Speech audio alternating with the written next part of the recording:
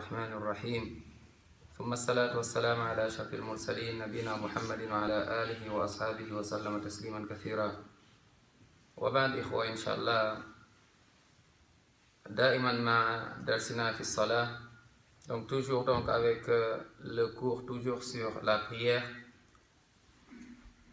avec donc le livre toujours Al-Wajiz في فقه السنة والكتاب العزيز ونسأل الله جل وعلا أن يتقبل منا وأن يجعلنا من أهل العلم والعمل والإخلاص والمتابعة. Donc on s'était arrêté la dernière fois Adab al-Mashi ila al-Masjid, donc le bon comportement à avoir en allant vers la mosquée. Et on a vu aussi Mada yaqul ila kharaja min bayti, ce qu'on doit dire quand on sort aussi de chez soi, l'invocation à dire. Et on avait rappelé l'importance de dua, d'invoquer. Le prophète alayhi salatu wassalam, il dit ad-dua huwa al-ibada, l'invocation et l'adoration. Et ad-dua silahul mu'min, l'invocation aussi est la protection et l'arme donc du croyant. Le musulman doit toujours faire ad-dua. Dans toute situation, il doit toujours retourner vers Allah, faire ad-dua. Le prophète alayhi salatu wassalam avait donné de l'importance donc à ad-dua, même dans les situations, dans toutes les situations d'ailleurs. Et on avait expliqué que le musulman doit connaître sa religion et ad-dua prouve qu'on est faible et Allah c'est lui le fort, c'est lui le riche, c'est lui qui a tout.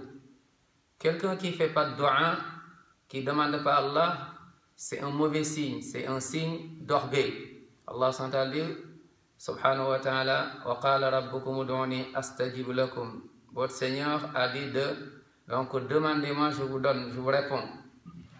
Innal ladhina yastakbiruna an ibadati sayadkhuluna jahannama dakhirin. Ceux qui par orgueil ne demandent pas Allah subhanahu wa ta'ala, Allah dit donc ils seront donc dans le feu de Jahannam, qu'Allah nous en préserve. Et pourquoi? Parce que ils étaient orgueilleux. Donc on a dit le croyant doit avoir au minimum, il y a ce petit livre qu'on connaît, en apparence il est petit mais il est grand car ce qui est dedans donc est énorme. Hisnul Muslim, savoir quand il sort, qu'est-ce qu'il faut dire, quand on sort de la maison, qu'est-ce qu'il faut dire, quand on rentre, avant de manger, quand tu manges et tu as oublié, donc comment rattraper, et quand tu t'habilles, quand tu voyages, donc toute la vie pratiquement donc du croyant est dua. Pratiquement tout ce que tu fais dua. T'imagines celui qui respecte cela, il est toujours en contact avec Allah Jalla wa ala. Celui qui est tout le temps, les invocations, il les respecte, il ne peut pas s'absenter. Quand il pleut, tu fais dua. Donc quand il pleut, tu te rappelles donc du Créateur de la pluie, Allah subhanahu wa ta'ala. Et quand il y a un tonnerre, le tonnerre, tu fais dua, tu te rappelles encore d'Allah Jalla wa ala. Quand il y a du vent, tu fais dua, tu te rappelles aussi d'Allah. Donc pratiquement, celui qui respecte dua, il est toujours en contact avec Allah subhanahu wa ta'ala. Son cœur est toujours lié à Allah. Et le plus grand malheureux sur terre, c'est celui dont le cœur n'est plus en contact avec son Créateur. Le cœur est coupé.